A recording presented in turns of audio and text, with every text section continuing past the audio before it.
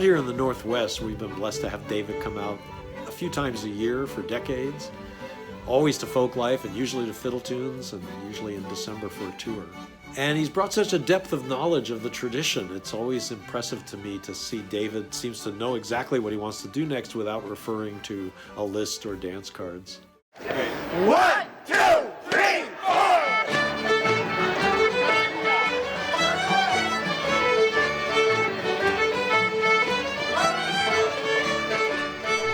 Lots of people know that there's a big festival in Seattle held every Memorial Day weekend called Folklife. And one of the great features of Folklife is a approximately 5,000 square foot dance floor that is put down every year for the floor and then taken up again. Fairly early on in David's visits to the Northwest, he got involved in setting up the Folklife floor, and it became important to him to be a part of that process.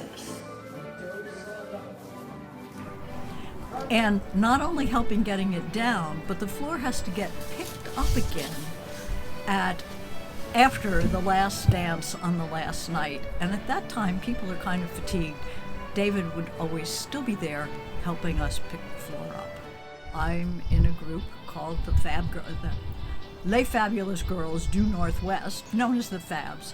And David was one of our favorite callers. He was willing to dress up for the dance or dress down, depending on your perspective, and we appreciated that. But really, Folklife has people who dance all the time and who come and dance all weekend, and that's all they're there for. And it also has people from all over the Northwest who've never seen this before, hear the music, look in the windows, and come in and decide to give it a try. So that whole incredible mixed, chattering, excited crowd, David could get them all going in the fewest words possible, no wasted time, and get the whole floor moving. Well, I've known David for many, many years, and I first went back east touring with my own dance band and stayed at his home and experienced his Monday night jam. I came home inspired. And my husband and I started a Monday night jam here in Seattle. That has grown and grown, and I've seen people come into the jam that really were beginners, didn't know hardly any tunes or any chords or anything, and then grow and grow and grow, and eventually lead their own band or their own jam, and it's really been fun. Musically here in the Northwest, David led both by example and by encouragement. In fact, I'll bet there's hardly anyone anywhere who hasn't felt better about themselves after an encounter with David.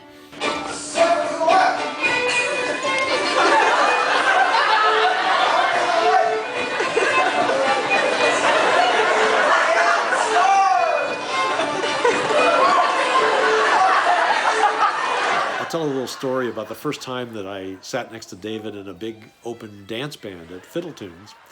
During the walkthrough, in the old tradition, he started telling me a long and involved and dirty joke. I'm not going to tell you it now, but he timed the punchline so that when the caller said, "And now with the music," I was doubled over in laughter and unable to play. And I know that David intended it exactly like that. Split the ladies.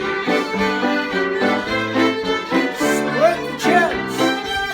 Face up and down. You know that any party that you invite David to is going to be a brilliant success because so many people want to be around this man. And for the last few years, I've held a Christmas Eve music jam, potluck, and contra dance in my living room. And it draws a lot of people who want to hang out with David and dance the evening away.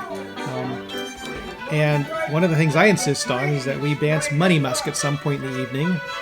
David, being David, of course, calls a version of Money Musk with a swing in it to make it more accessible. And how can you argue with that? So David, congratulations on being the recipient of the Lifetime Contribution Award. It's much deserved.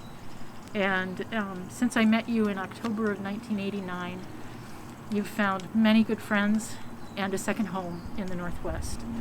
Your generosity with music has helped you work your way into the hearts of many. You're beloved in the Northwest.